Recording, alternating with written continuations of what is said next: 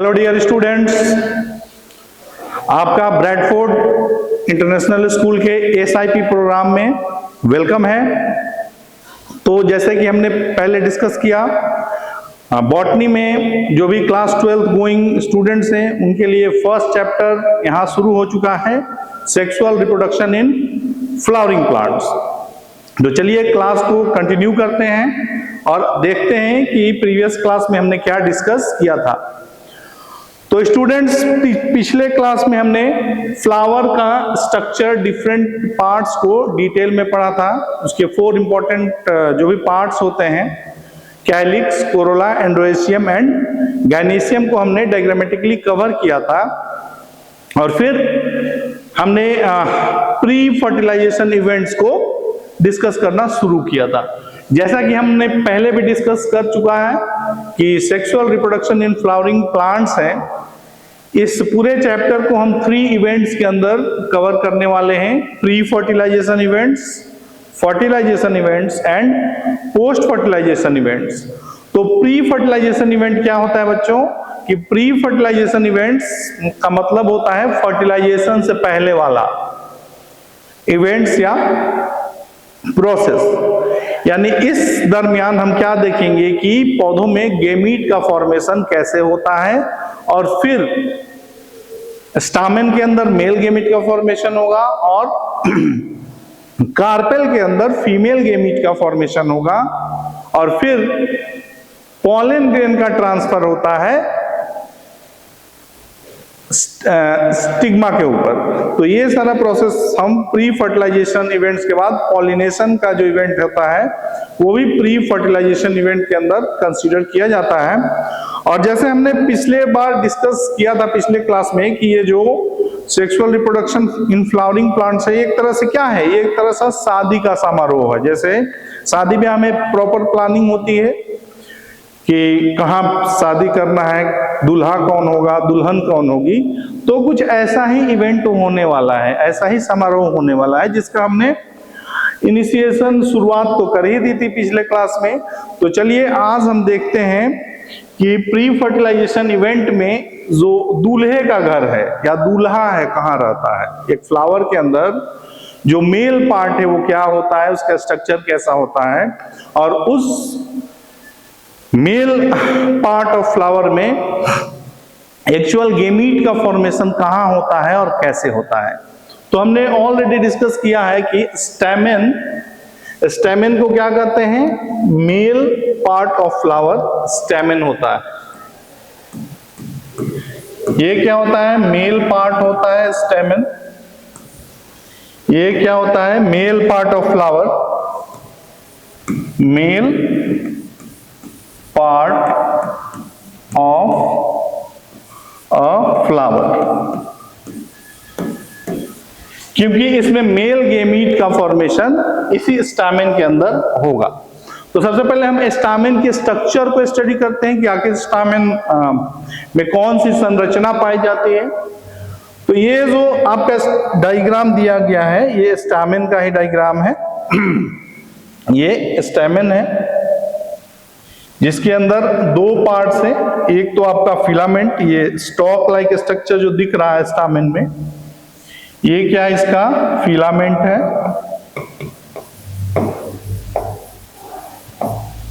और इसी फिलामेंट के एंड पे एक लोबुलर स्ट्रक्चर, 2 लोब का बना हुआ एक स्ट्रक्चर अटैच है एंड पे, इसे हम एंथर कहते हैं। ये क्या है? एंथर है।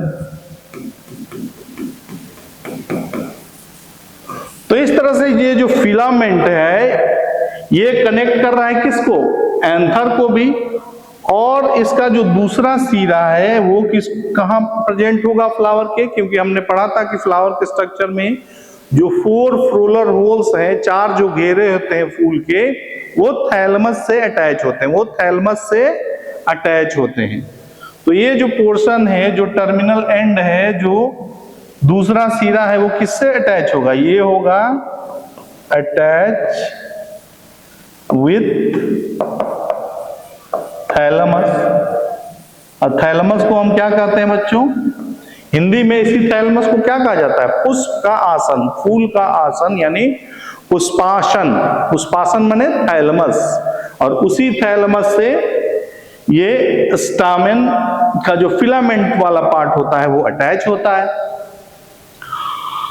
तो जो भी स्टामेन में दूरी की गणना होगी वो थैलेमस से ही शुरू होती है, यानी हमारा reference point in case of distance वो थैलेमस होता है। फ्लावर में जो भी हम डिस्टेंस वगैरह की कैलकुलेशन करते हैं वो थैलेमस को बेस मान के करते हैं, यानी इसका वो सिरा जो थैलेमस से अटैच है वो थैलेमस के पास है कि नहीं, पास ही है। तो इसीलिए जो पार्ट थैलेमस से अटैच है उस पार्ट को प्रॉक्सिमल एंड कहते हैं। क्या कहते हैं? इसको कहते हैं प्रॉक्सिमल। प्रॉक्सिमल मतलब पास, प्रॉक्सिमल।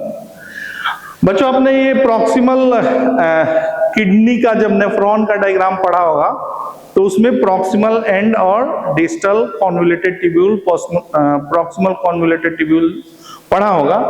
वही टर्मिनोलॉजी है, प्रॉक्सिमल मतलब पास वाला एंड, डिस्टल मतलब दूर वाला एंड। तो देखिए इस फिलामेंट का जो दूसरा सिरा है ये कहाँ अटैच है? ये जो दूसरा सिरा है वो अटैच है एंथर से।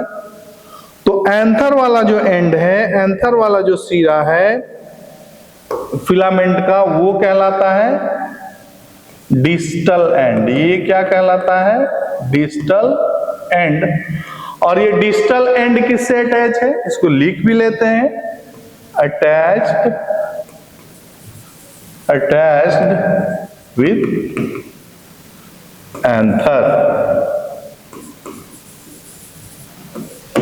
ठीक है, तो स्टामेन में क्या पार्ट होगा? तो स्टामेन इस तरह से हम देख रहे हैं कि दो पार्ट से बना हुआ है। स्टामेन में कितने पार्ट्स हैं? 2 पार्ट्स हैं इसके। एक पार्ट इसका कहलाएगा फिलामेंट, और इसका दूसरा स्ट्रक्चर क्या है? एंथर। तो ये बात सबको क्लियर है कि स्टामेन के कितने पार्ट होते हैं, कितने भाग होते हैं? तो उसमें 2 भाग में स्टामेन डिवाइडेड होता है। एक जो स्टॉक लाइक, जो डंटी लाइक स्ट्रक्चर होती है वो होता है फिलामेंट, और इसके ऊपर जो ग्लोबुलर स्ट्रक्चर, जो छोटा सा लोबुलर स्ट्रक्चर होता है उसको हम कहते हैं एंथर। तो एंथर का आपने देखा होगा, कोई भी फूल रहता है या किसी भी वृक्ष के नीचे जाइए जिसमें बहुत सारे फूल लगे हुए हैं, तो आपके ऊपर एक डस्ट, कलर्ड डस्ट जैसा चीज आपके शरीर पे भी आ सकता है या नीचे गिरा हुआ मिल सकता है। तो वो जो डस्ट लाइक येलो या रेड या ऑरेंज जो भी फ्लावर का कलर होगा उससे मिलता जुलता आपको एक डस्ट लाइक मटेरियल मिलेगा, आपके शरीर पे भी वो आ सकता है उड़ के हवाओं में।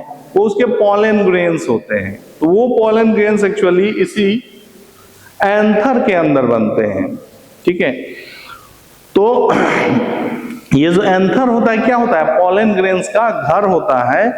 और ये जो एंथर होता है 2 पार्ट से बन के, मिल के बना होता है। ये 2 टुकड़ों से या 2 भाग से बना रहता है, और एक भाग को क्या कहते हैं? लोब, यानी 2 लोब से एंथर बना रहता है। ये जो एंथर है,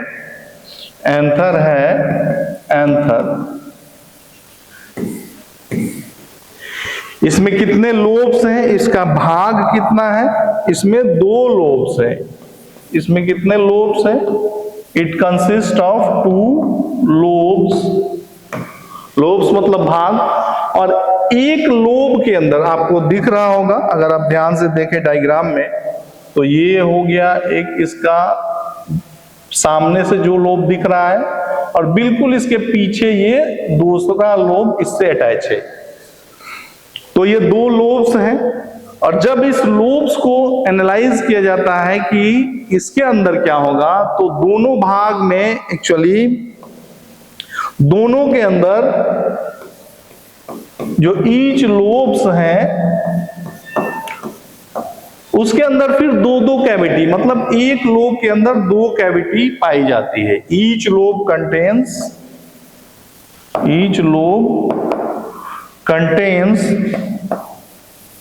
2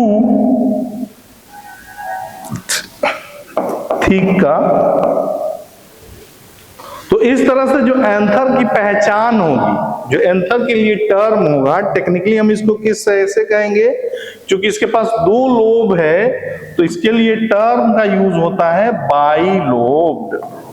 यानी एंथर कैसा है, बाइलोब्ड है, 2 भाग वाला है, 2 भागा है, 2 भागा, तिभागा, ये सब नाम जो सुना होगा आपने।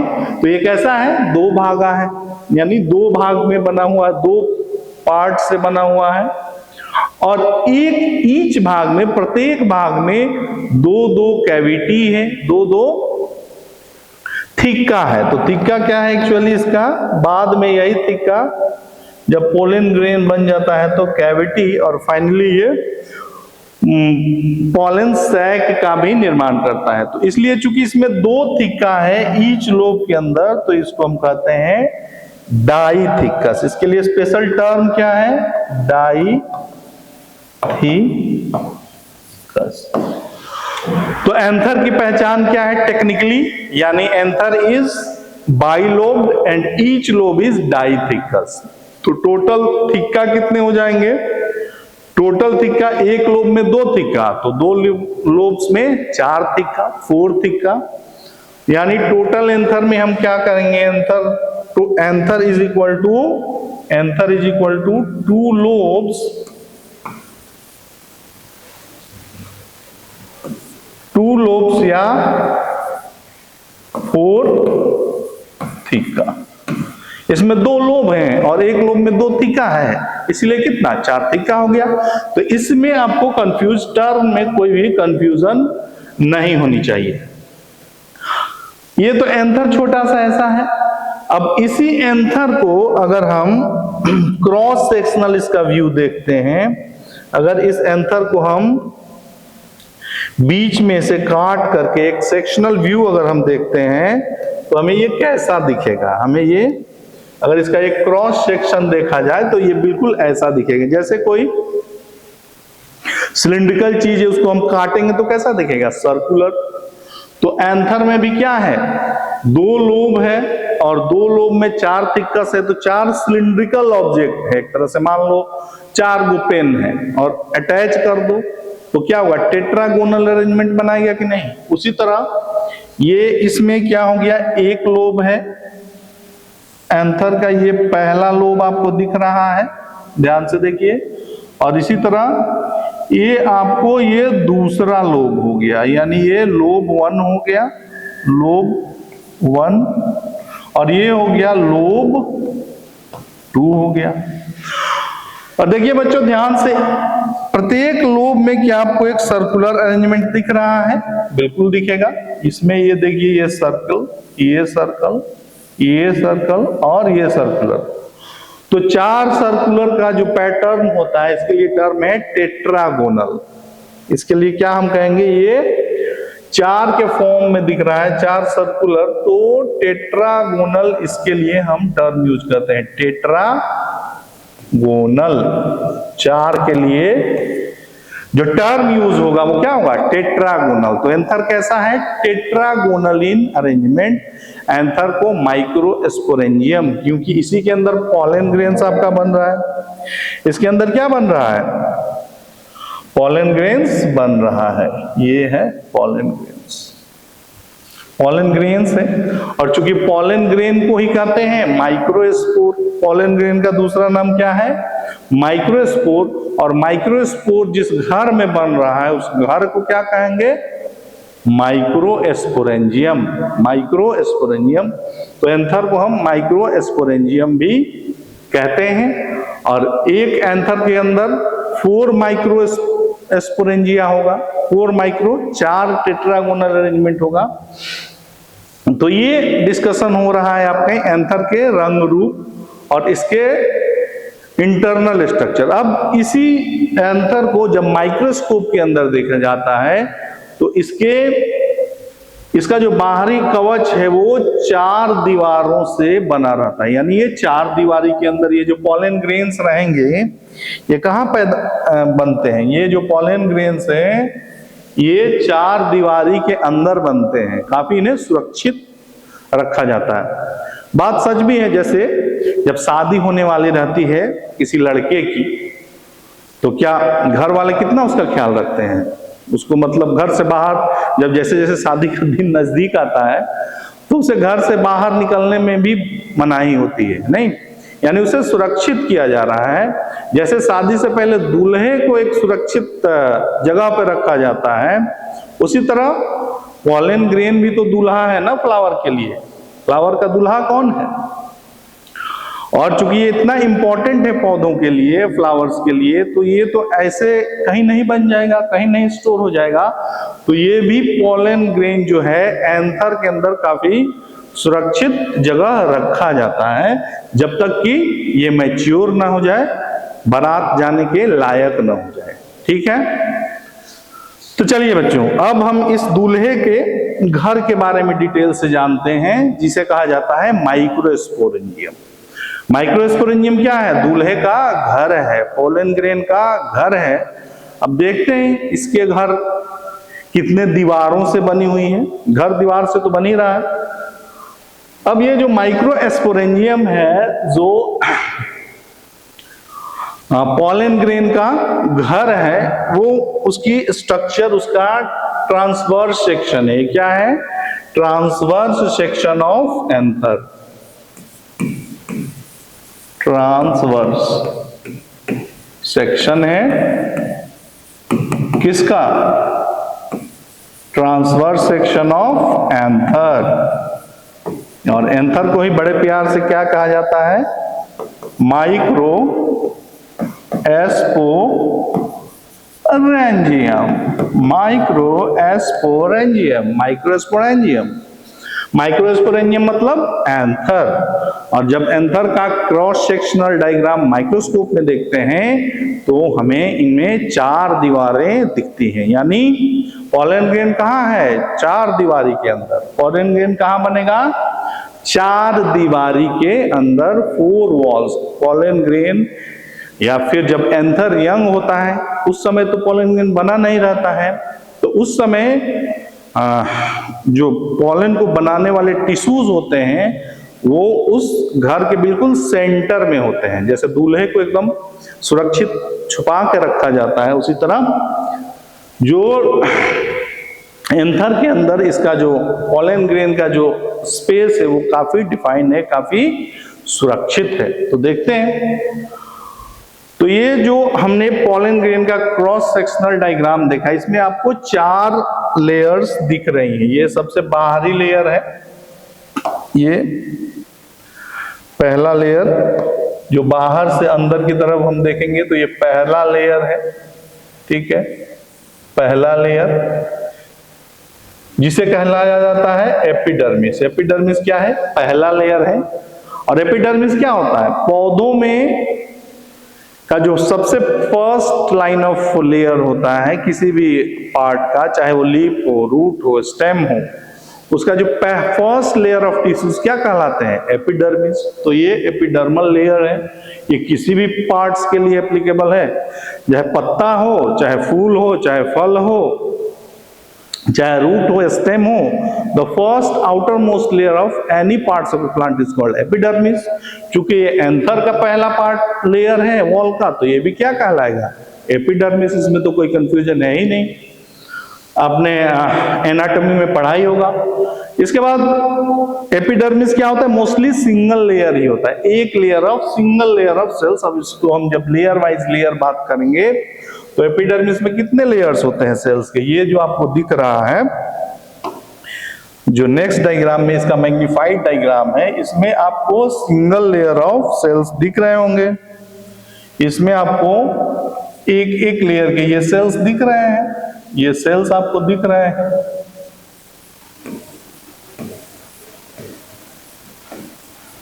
ध्यान से देखिए,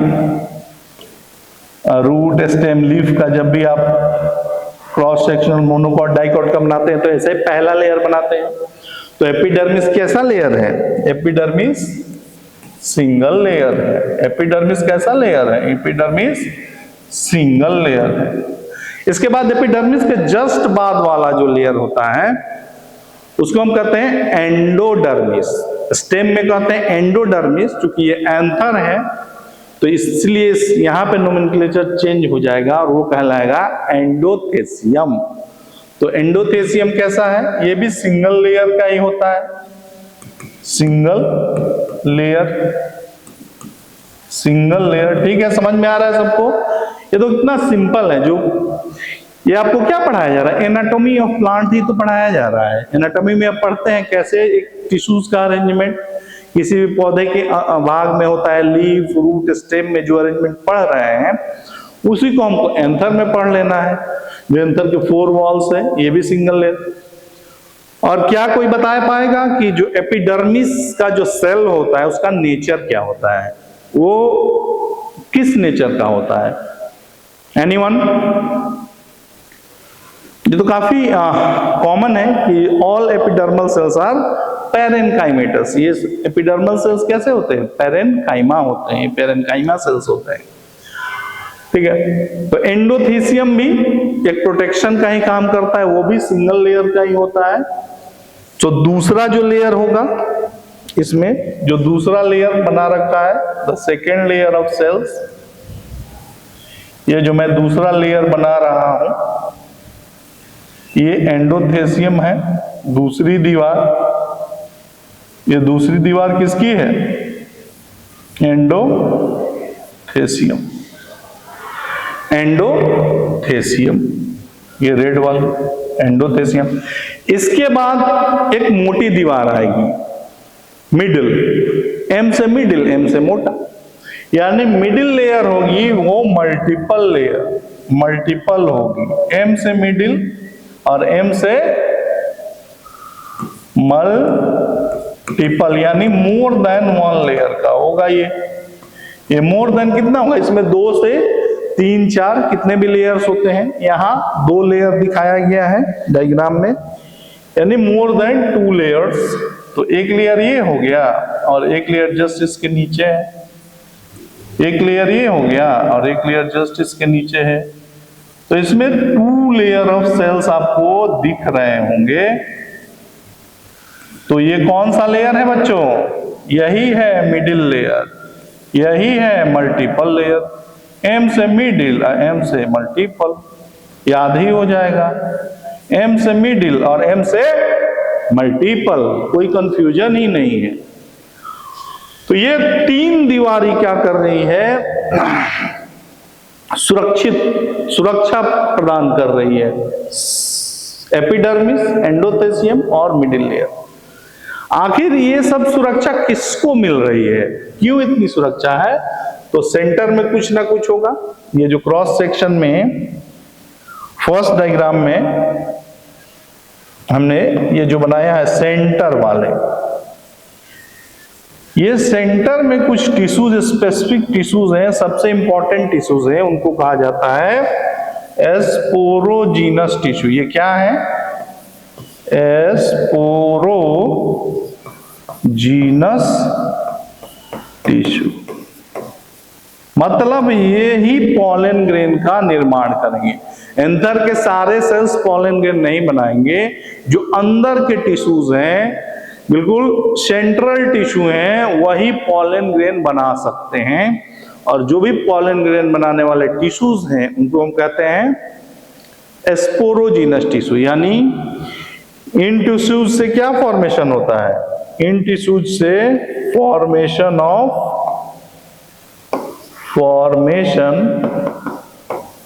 ऑफ पॉलन ग्रेन्स। अच्छा, एक बात बताइए कि ये जो पॉलन ग्रेन्स बनते हैं ये एक्चुअली मियोसिस डिवीजन से बनते हैं। आपने सेक्सुअल रिप्रोडक्शन में पढ़ा होगा, या बेसिक जो हमने बताया भी था कि सेक्सुअल रिप्रोडक्शन में गेमिट्स फ्यूज करते हैं, फर्टिलाइज करते हैं, उसी डिवीजन को, उसी रिप्रोडक्शन को हम क्या कहते हैं? Sexual reproduction. तो सेक्सुअल रिप्रोडक्शन से पहले गेमिट्स बन रहे हैं पॉलन ग्रेन्स के अंदर। तो ये जो फॉर्मेशन ऑफ पॉलन ग्रेन्स होता है ये मियोटिक डिवीजन से होता है। तो ये हेप्लॉइड टिश्यूज होते हैं, नहीं हेप्लॉइड, आगे हम पढ़ेंगे भी। यानी जो एस्पोरोजीनस टिश्यूज है या प्लांट्स के अदर पार्ट्स हैं, जो एस्पोरोफिटिक पार्ट और गेमेटोफिटिक पार्ट, आपको डाइवर्सिटी में पढ़ा भी होगा। यानी जो भी स्पोरोजिनस टिश्यू होंगे, स्पोरोफाइट्स होता है प्लांट का, वो डिप्लॉयड इन नेचर, यानी उसमें सेल्स डिप्लॉयड होते हैं, 2n होते हैं। ये तो एक बेसिक कॉन्सेप्ट है, बेसिक चीज है जो पता होनी चाहिए। यानी स्पोरोजिनस टिश्यूज, वैसा एपिडर्मिस भी डिप्लॉयड होगा, एंडोथेसियम भी डिप्लॉयड होगा, बट जो पॉलन ग्रेन बनाने की कैपेसिटी है वो केवल किसमें है? इसी स्पोरोजिनस टिश्यूज में। ठीक है, अब यही आपका सबसे कीमती चीज हो गया, एक यंग एंथर। एंथर जब बिल्कुल नाजुक है तो उसके अंदर का जो टिश्यू है, स्पोरोजिनस टिश्यू ही सबसे उसका एक तरह से जेम है, उसका खजाना है, उसका सबसे इंपॉर्टेंट चीज है। अब इस स्पोरोजिनस टिश्यूज को सुरक्षा तो दे ही रहे हैं, यानी इसके बाहर जो टिश्यू होगा वो उसको न्यूट्रिशन भी प्रोवाइड करेगा। यानी ये स्पोरोजिनस टिश्यूज को तो सुरक्षा चाहिए और उसके प्रॉपर ग्रोथ और डेवलपमेंट के लिए इसे भोजन पानी भी तो चाहिए। तो इसके बाद जो फोर्थ लेयर हमें इस क्रॉस सेक्शनल में दिखता है, जो फोर्थ लेयर दिखता है वो कहलाता है टैपेटम। ये फोर्थ लेयर जो कि स्पोरोजिनस टिश्यूज के बिल्कुल संपर्क में रहेगा, कांटेक्ट में रहेगा, स्पोरोजिनस टिश्यूज के कांटेक्ट में रह रहा है, ये है टैपेटम्स। तो ये टैपेटल लेयर से, ये भी मल्टीपल लेयर ऑफ सेल्स हैं। ये आपका क्या कहलाएगा? जिसमें रेड न्यूक्लियस दिख रहे हैं ये टैपेटम, ये क्या कहलाएगा? टैपेटम। और टैपेटम क्या प्रोवाइड कर रहा है? न्यूट्रिशन। तो बाहरी 3 layer, epidermis, endothecium, middle layer, ये केवल सुरक्षा प्रोवाइड कर रहे हैं। किसको? स्पोरोजिनस टिश्यूज को। ये क्या प्रोवाइड कर रहे हैं? प्रोटेक्शन। प्रोटेक्शन के साथ साथ ऐसा तो नहीं है कि पॉलन ग्रेन बन गया और वो एंथर में ही कैद रहेगा, दूल्हा तैयार हो गया और फिर घर से बाहर निकलेगा ही नहीं, तो कैसे पहुंचेगा ससुराल? यानी इस एंथर को फटना होगा। तो ये लेयर्स के फटने से ही एंथर खुलता है, जिससे पॉलन ग्रेन्स बाहर आते हैं। तो ये जब यंग है एंथर तो सुरक्षा प्रोवाइड कर रहा है, और जैसे पॉलन ग्रेन्स बन गए तो यही लेयर ब्रेक भी करता है, जिससे कि पॉलन ग्रेन बाहर आ सके। तो प्रोटेक्शन के साथ साथ प्रोटेक्शन एंड डेहिसेंस या रिलीज ऑफ एंथर, हम इसे कह सकते हैं, डेहिसेंस भी कह सकते हैं, या रिलीज ऑफ एंथर में ये हेल्प करते हैं, एंथर को बाहर निकालने में। Release of pollen grains, sorry pollen grains. ये हो गया 3 लेयर, 3 दीवारी क्या प्रोवाइड कर रही है? सुरक्षा। और अंदर का जो होता है घेरा, टैपेटम कहते हैं, ये इनर मोस्ट लेयर है। ये कैसा है? Inner most layer. और ये क्या प्रोवाइड कर रहा है? न्यूट्रिशन। न्यूट्रिशन, ये न्यूट्रिशन किसको दे रहा है? इसी स्पोरोजिनस टिश्यूज को। Nutrition to sporogenous tissue. यानी ये 4 लेयर्स स्पोरोजिनस टिश्यूज के माई बाप हैं, यानी फादर होते हैं, वो सुरक्षा देने के लिए वॉल्स हैं ये 3 लेयर्स, और ये एक तरह से मदर है इनकी टैपेटम, जो इनको न्यूट्रिशन दे रही है। तो स्पोरोजिनस टिश्यू की मां कौन हो गई? टैपेटम हो गई, और इसके पिताजी कौन हो गए? ये लेयर्स हो गए, outer layers, epidermis, endothecium, middle layers इसके प्रोटेक्टिव गार्जियन हो गए, और ये मदर का काम कर रही हैं टैपेटम। अब चूंकि टेपेटम न्यूट्रिशन प्रोवाइड कर रहा है, तो इसमें आप देख रहे होंगे कि न्यूक्लियस काफी बड़ा बड़ा होता है। इसमें न्यूक्लियस बड़ा होगा, न्यूक्लियस इसमें काफी बड़ा बड़ा प्रोमिनेंट न्यूक्लियस दिख रहा है, जो कि अच्छा अच्छा भोजन बनाएगा, प्रोटीन बनाएगा, विटामिन्स बनाएगा, ग्रोथ हार्मोन्स बनाएगा अपने स्पोरोजिनस टिश्यू के लिए। तो इसमें प्रोमिनेंट न्यूक्लियस दिख रहा है और इसमें भर भर के साइटोप्लाज्म होगा। इसमें क्या होगा? खूब डेंस साइटोप्लाज्म होगा। साइटोप्लाज्म में कैसा होगा? इसमें साइटोप्लाज्म भी कैसा होगा?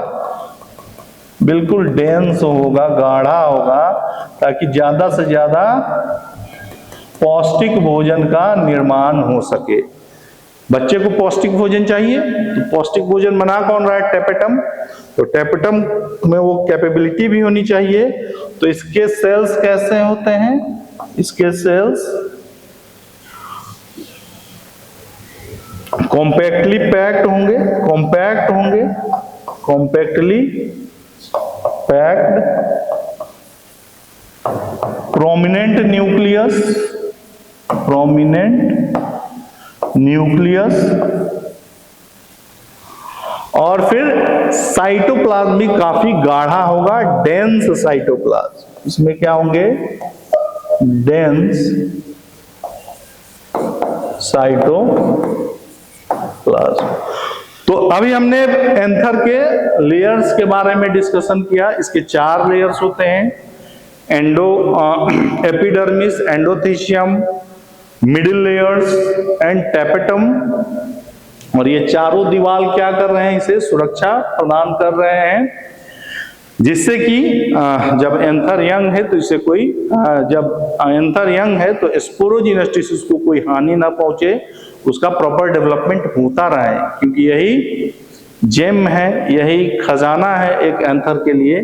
और इसी खजाने से क्या बनने वाला है? Pollen grains. इस खजाने से क्या बनेगा? इस स्पोरोजिनस टिश्यूज से क्या बनेगा? पोलन ग्रेन, जो कि दूल्हा है, दूल्हा तैयार होगा।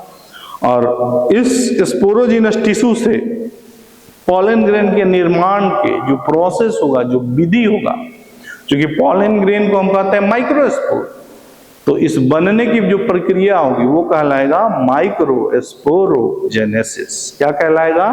माइक्रोस्पोरोजेनेसिस। तो देखते हैं बच्चों कैसे माइक्रोस्पोरोजेनेसिस हो रहा है।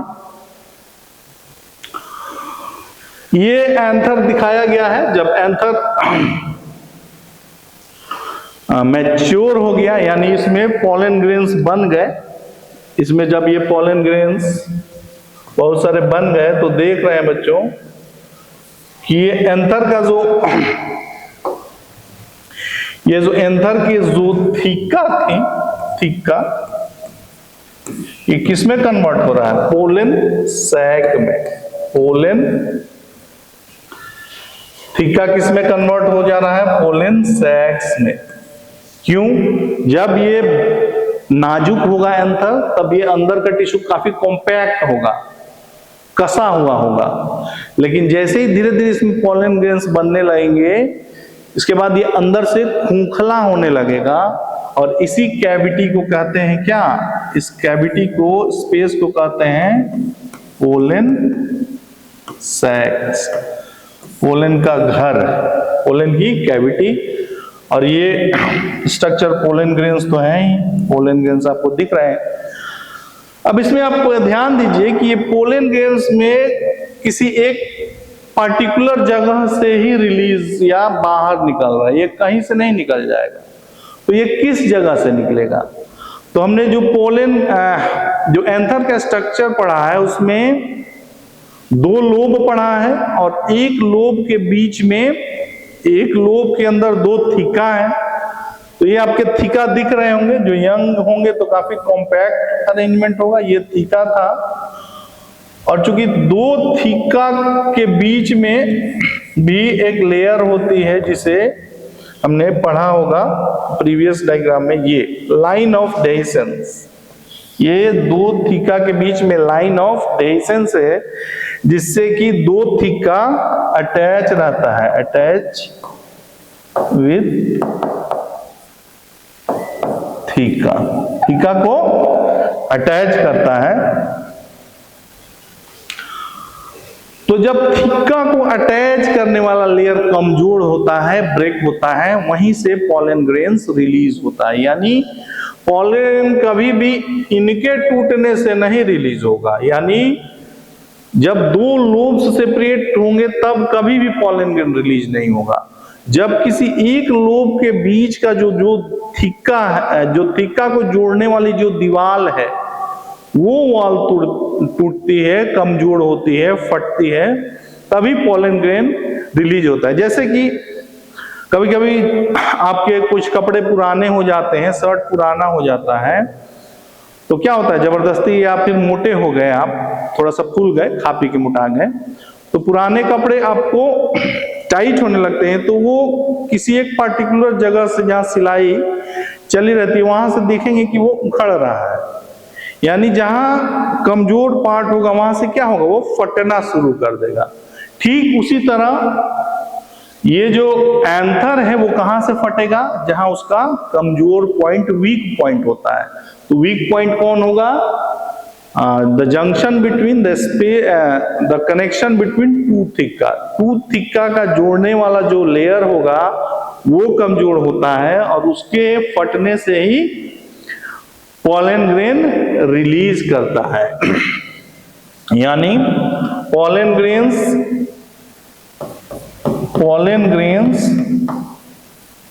रिलीज कहां से होंगे, pollen grains released from the junction या attachment junction between two theca of same lobe, same एक लोब के जो दो थिक्का है उनके जंक्शन से, उनके फटने से ही पॉलन ग्रेन्स रिलीज होता है। और इसी release of pollen grains from anther, और ये फटेगा कैसे, जब सूख जाएगा। ये रिलीज कब होता है, पॉलन रिलीज कब होगा,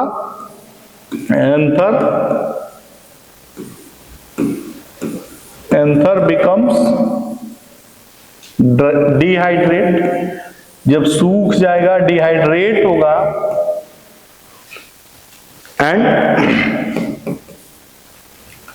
डेसिकेशन, यानी उसकी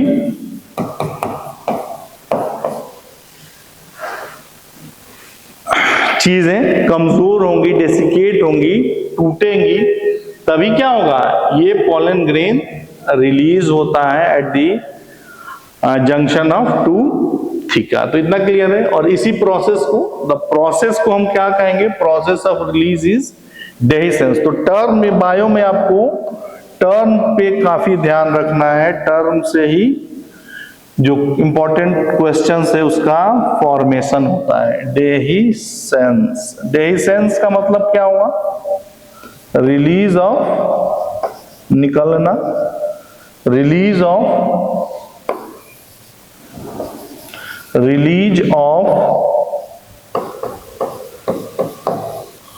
pollen grains from एंथर। ये पॉलन ग्रेन कहां से रिलीज हो रहा है, एंथर से। कब रिलीज होगा, जब एंथर सूख जाएगा, जब एंथर के वॉल्स कमजोर हो जाएंगे, यानी पॉलन ग्रेन जब मैच्योर होगा तो अपने आप हटेगा। आपने बहुत सारे पौधों में ऑब्जर्व भी किया होगा या देखा भी होगा कि किसी खास सीजन में किसी पौधे के पास या नजदीक जाने पे शरीर में रैशेस, एलर्जी टाइप का होने लगता है। वो हमें दिखता तो नहीं है, क्योंकि पॉलन ग्रेन्स का साइज भी काफी छोटा होता है, माइक्रोमीटर में होता है, तो गुच्छों में तो दिख जाएंगे, लेकिन सेपरेट रहेंगे तो नहीं दिखेंगे। तो यही पॉलन ग्रेन्स अगर कलरफुल हैं तो दिख सकते हैं। अगर बहुत सारे पौधे के पॉलन ग्रेन्स में एक पर्टिकुलर कलर भी नहीं होता है, कलरलेस होते हैं, तो वैसे पोलन ग्रेन्स दिखेंगे भी नहीं, लेकिन जो कलर्ड वाले हैं वो तो ऑब्जर्व हो जाते हैं। और ये बहुत सारे एलर्जी क्रिएट करते हैं, आपके हाथों में, स्किन्स में एलर्जी हो सकती है, अस्थमा हो सकता है, आपकी खांसी बढ़ सकती है। तो होता है हर सीजन में, हर पौधों का अपना अलग अलग टाइम होता है फ्लावरिंग का, तो उस पर्टिकुलर सीजन में वो अपना पोलन ग्रेन्स हवा में रिलीज कर देते हैं, क्योंकि एंथर फटेगा तो, और पोलन ग्रेन्स काफी हल्का भी होता है तो हवा में घुल गया। तो उस पौधे के आसपास अगर कोई एलर्जिक पर्सन जाता है, सेंसिटिव पर्सन जाता है, तो उसे तो दिखेगा कि अरे आसपास तो कुछ है नहीं, फिर भी मेरे हाथ में ये खुजली क्यों होने लगी, मुझे बार बार छींक क्यों आने लगी, मेरा गला क्यों खराशने लगा। तो ये एक्चुअली जो हवा में उस समय जो पोलन ग्रेन्स रिलीज हुए रहते हैं, वो हमारे सांसों के अंदर, हमारे लंग्स में तो नहीं पहुंचेंगे, ब्रोंकस वगैरह में पहुंच जाते हैं, विंड पाइप में, और बहुत सारे एलर्जी, ब्रोंकाइटिस भी कर सकते हैं। तो ये सारे फेनोमेनन पोलन ग्रेन से रिलेटेड है, जो हम पढ़ेंगे भी। तो इसी को पोलन एलर्जी भी कहते हैं। तो जो एंथर का डेहिसेंस है, ये जरूरी भी है, अगर ये पोलन ग्रेन्स रिलीज ना हो तो फिर प्रॉपर पॉलिनेशन भी नहीं होगा। हम पॉलिनेशन में इसको डिटेल में कवर करेंगे। अभी देखते हैं कि आखिर ये जो पोलन ग्रेन बन रहा है ये क्या होता है, इसका स्ट्रक्चर क्या होता है। तो देखते हैं पोलन ग्रेन कैसे फॉर्म होता है, या इसका ये क्या है। तो नेक्स्ट हम पढ़ेंगे पोलन ग्रेन के बारे में, क्योंकि पोलन का निर्माण तो हो रहा है। कैसे हो रहा है? स्पोरोजिनस टिश्यू से हो रहा है, जो कि डिप्लॉयड है। तो चलिए अब थोड़ा पोलन ग्रेन के बारे में भी डिस्कस करते हैं। पोलन ग्रेन्स,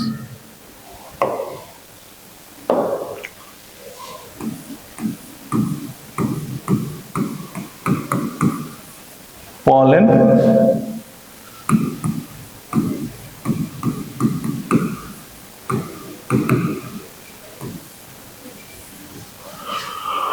पराग क्या होता है, इसको और क्या कहते हैं? पराग भी कहते हैं। पराग सुना है नाम? पराग,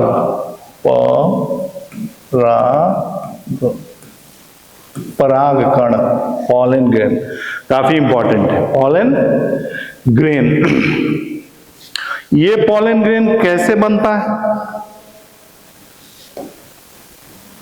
ये पोलन ग्रेन का सबसे पहले हम इसकी फॉर्मेशन की बात करते हैं कि पोलन ग्रेन का एक्चुअली पोलन ग्रेन का डेवलपमेंट या formation, pollen formation, pollen formation. देखते हैं पोलन ग्रेन कैसे बन रहा है।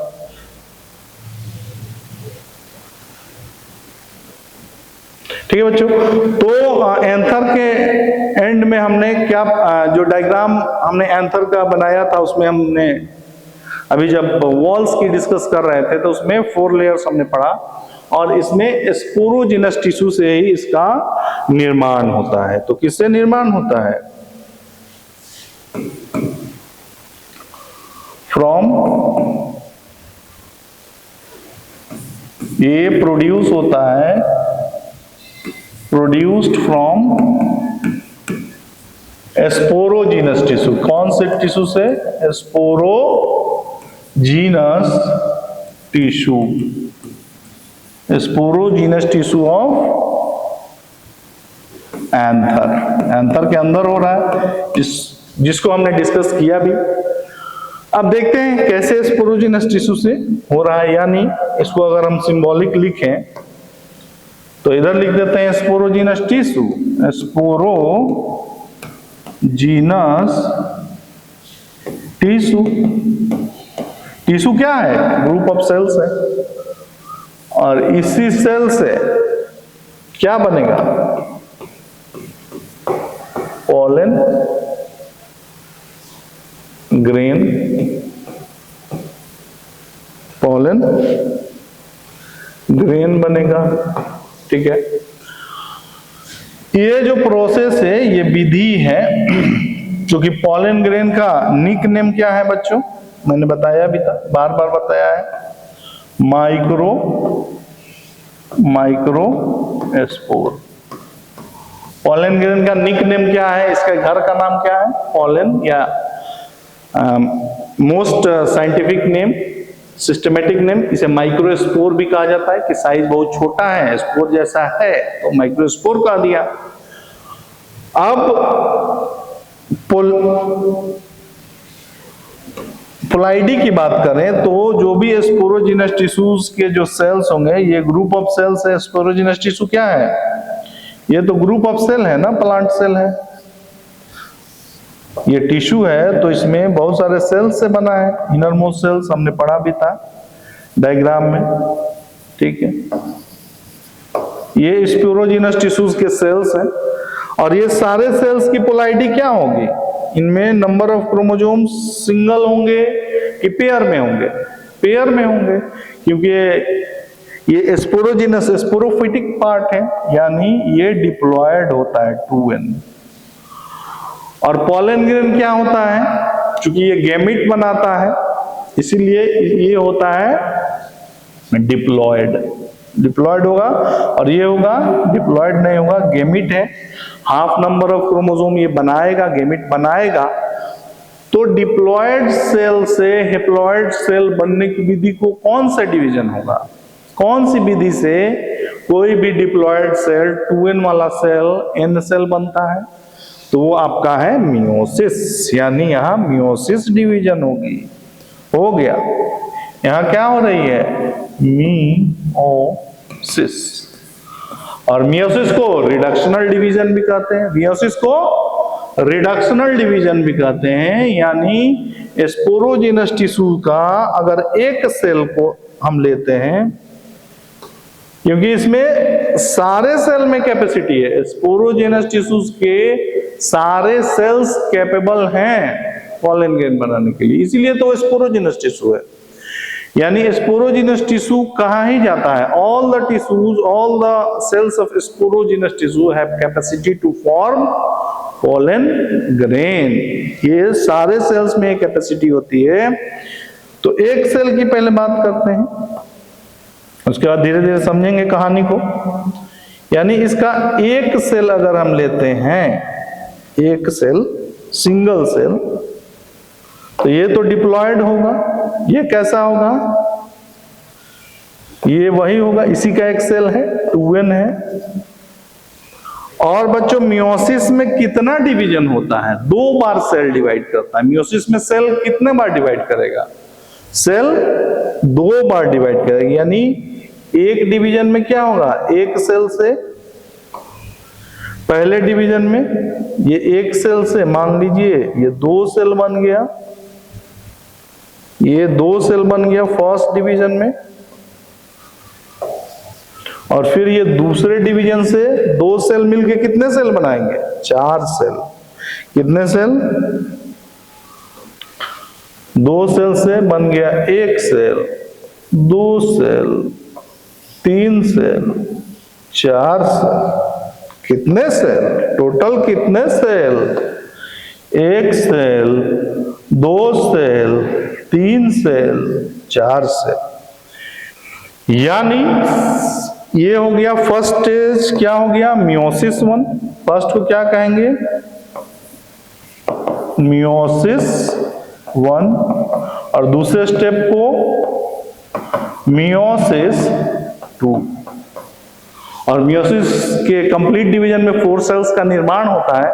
क्योंकि ये प्लांट सेल हैं, ये सेल वॉल से अटैच रहते हैं, ये अलग अलग, शुरुआत में ये अलग अलग नहीं होते हैं, इनके बीच में क्या है, सेल वॉल भी है, इनके बीच में ये सेल वॉल से हेमिसेल्यूलोज पेक्टिन से ये क्या है, बंधे हुए हैं एक दूसरे से। और 4 का ग्रुप अगर एक साथ बंधा हुआ है तो 4 के लिए क्या है, टेट्रा।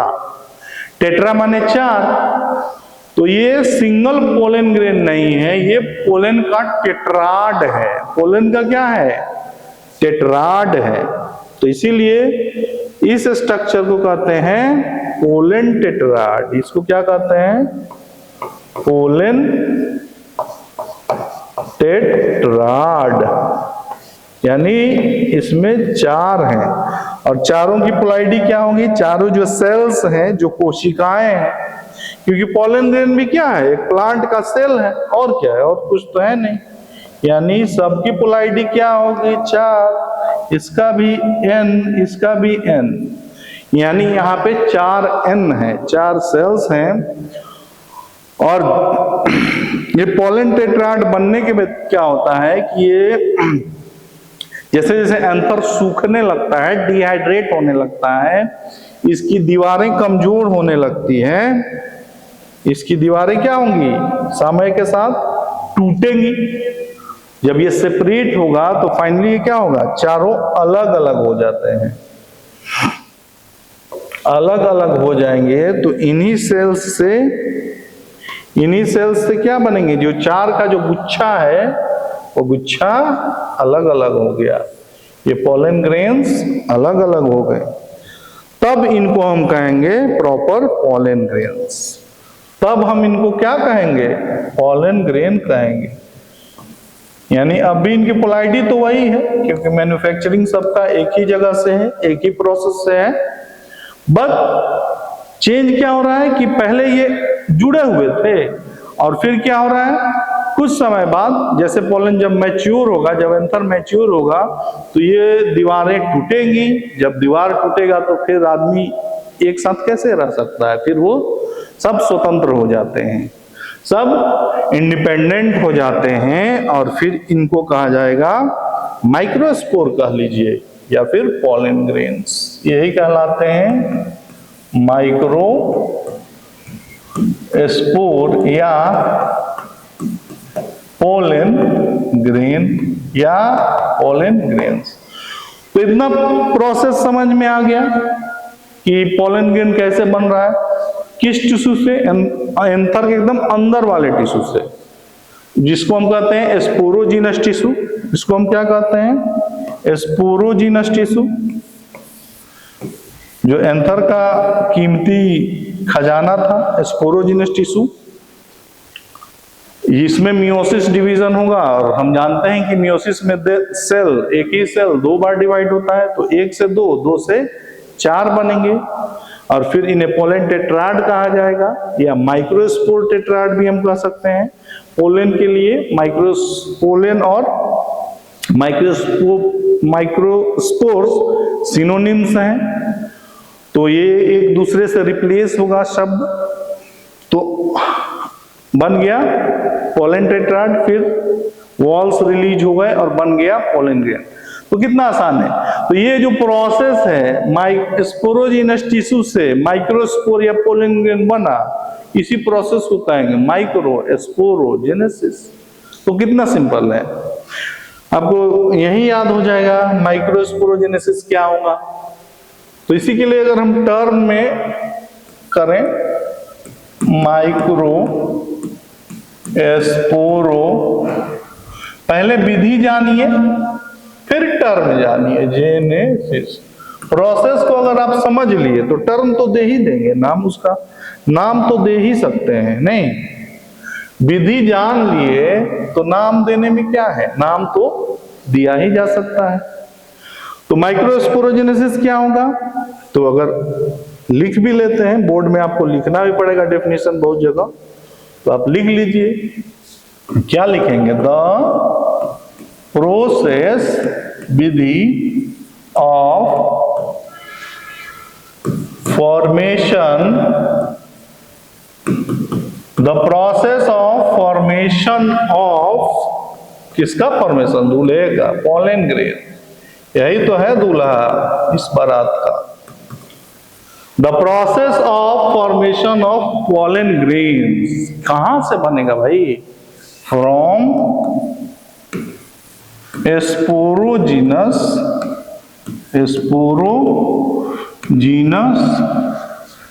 टिश्यू। अब कौन से, बाय रिडक्शनल डिवीजन या फिर meiosis, by the process of meiosis. तो यही क्या कहलाएगा, माइक्रोस्पोरोजेनेसिस। क्यों? पोलन ग्रेन्स को आप माइक्रोस्पोर ही लिखिए, माइक्रोस्पोर।